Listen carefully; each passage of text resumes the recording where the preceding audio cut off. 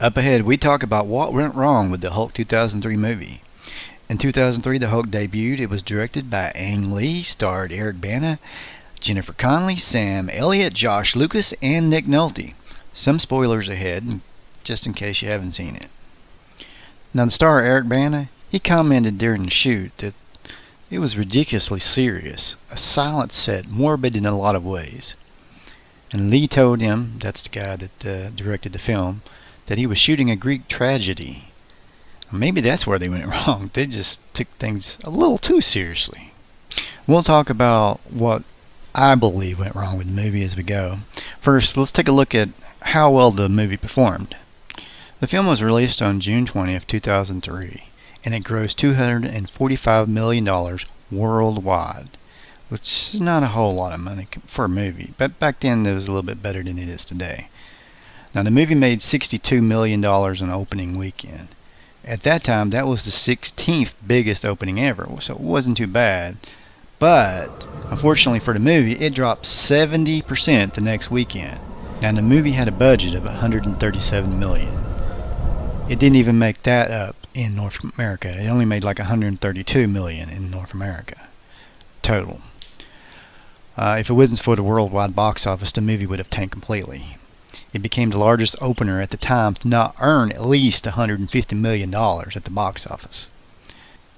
Now, when you compare it to superhero movies, a year before, Spider-Man had made $825 million worldwide, and the X-Men had made $296 million worldwide on their first big screen appearance in 2000. So what went wrong? The movie started with a lot of promise. I mean, people were excited to see the Hulk again. We hadn't seen the Hulk on any kind of screen since the 1990 Death of the Hulk TV movie with Bill Bixby and Lou Ferrigno. I know I was excited. Plus, you had a lot of comic book fans built up over the years that were excited to see a big screen, high-budget version of the Hulk, and me included. So, how far did the movie stray from expectations? Well, I think the first thing we have to say is that the Hulk movie feels like a movie that's made by filmmaking professionals who were intent on a stylish expression and not really fans of the source material. I kind of think there should be a rule that at least one person or more in charge of the direction a film takes is a true fan of the source material so as not to miss the spirit of the character or the story being presented. Now, Rotten Tomatoes critical consensus calls it an ambitious and stylish film that focuses too much on dialogue at the cost of action. Well, that pretty much sums up the movie pretty good, I think, if you had to do it in one sentence. It's slow, and there's not enough Hulk smash action, but most of the action scenes that we got were great. I mean, especially for the time. The action scenes where the Hulk fights the military were pretty awesome. I can't say the same for the climactic battle, though. My biggest gripe is that last scene with the big fight scene at the end is just too dark to really tell what the heck is going on. And it's kind of weird. It'd be hard to understand even with good lighting. Now, why was Banner's dad, who was basically the villain of the story, basically the Absorbing Man from the comics? I mean, the Absorbing Man was a great character in his own right, and one that gave the Hulk a run for his money in a few comic book stories that I can remember, especially issue 261, where he really came close. It felt like he was going to end up killing the Hulk, or at least Banner, before he became the Hulk. That book is not for the claustrophobic. If anything, David Banner, the father and villain of this movie, should have turned into an old Hulk. I think that would have been more interesting. But this brings me to another thing. I think instead of showing us Banner's disturbing childhood right off the bat, his dad murdering his mom and when Bruce was a child, instead of doing that or showing that in the first movie and going all dark and everything, I think they should have focused on making Bruce a more of an everyday guy and working on getting the audience to relate to him, and then maybe bring in the evil dad angle a movie or two later to heighten up the drama then. It's just too much too fast. It's just all dark and gloomy. You don't get a chance to really like the guy. Now, What is the deal with the experiments at the front of the movie that lead up to the Hulk's transformation, using starfish and lizards? That was like, to me, that was like you're mixing the Hulk's origin with the Spider-Man villain, the Lizard, Kirk Connors. The movie as a whole focuses on the Hulk's origin, and here is basically where they miss it the most. They miss out on what the original TV show had going for it, and that's where Banner is seeking the ability to tap into the strength that all humans have. You see, that kind of the spirit of that show was missing here in that regard. And this has always bugged me about this movie. Why didn't they use the gamma bomb explosion in the Hulk's origin? It just doesn't make any sense. You got a big budget Hulk movie. You can finally show the origin as it was presented in the comics, and they wind up having Banner just jump on some kind of funky looking gamma machine to save a friend that's working in an office with him, versus what we saw in the comics, which was Rick Jones being thrown by Banner into a ditch to avoid getting blasted by a gamma bomb, which did, of course, get Banner. Now, if you really want to get a sense of what it could have looked like, you have to see the 80s cartoon version. There was an origin episode that was great. And that cartoon was more cinematic in its feel than the 2003 Hulk movie. They should have used it as a blueprint for the story structure and the Bill Bixby series for the heart and soul of the Hulk, I think. I think the trick with any superhero movie is you gotta try to make the main character as relatable to the average guy as you can. And Bill Bixby, he played a smart, human Banner. He was a real person in the sense of his portrayal. When things got so bad, the dude like cried on the screen, you believed it was real. And you knew it was going to go from sadness directly into mindless rage any second. Now don't get me wrong, I don't think Eric Bana, who played Bruce Banner in this movie, is a bad actor. I think he's pretty good. But he was following the director's guidance, I'm sure, in his portrayal and the script. But his portrayal lacked nuance.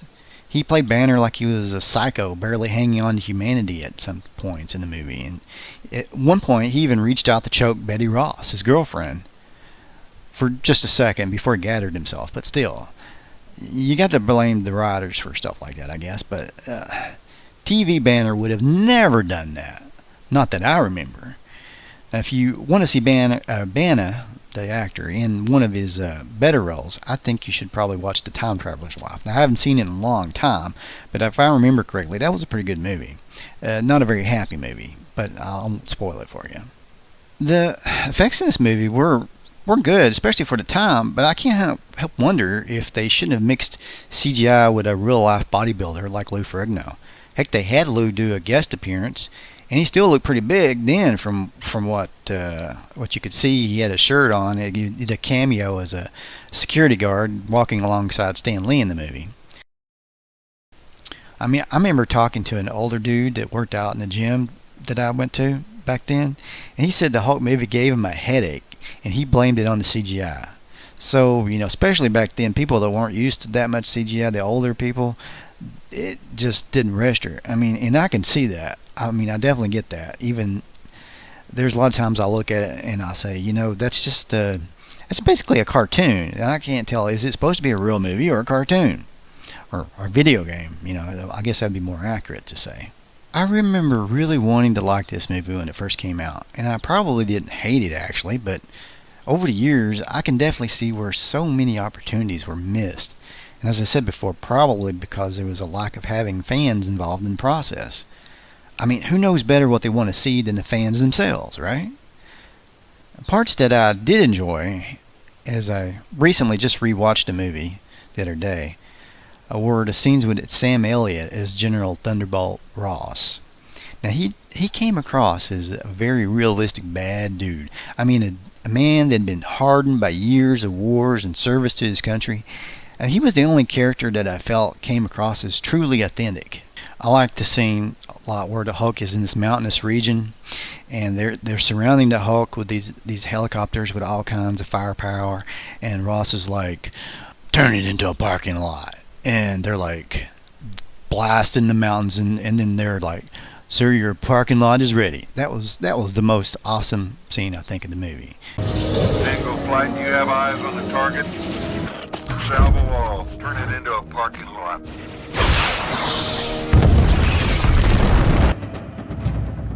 T-Bolt, your parking lot is ready. We're bingo for fuel and ammo. RTB.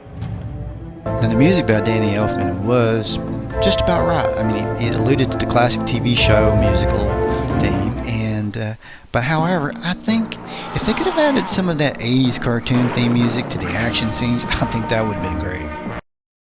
Now, the next Hulk movie when it came out, it upped the action, and it did a lot better as far as the story and action and everything all together. But I'll have to rewatch that one again to pick it apart for the good and the bad.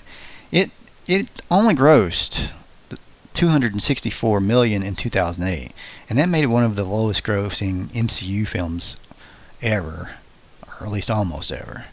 And I'm sorry to say that the first Hulk film in 2003 has to be to blame.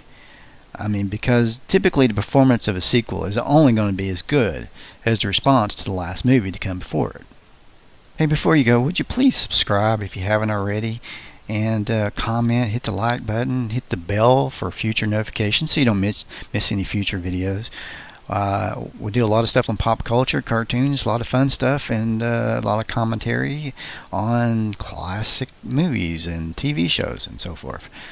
And please keep in mind that my name is Tim Frady. I have some graphic novels on sale at Amazon. Right now there's a bunch of cartoony fun stuff, but I'm working on a superhero themed graphic novel right now called Liberty Ace. So thank you so much for watching, and please have a great day. This is the TV Crazy Man channel, signing off.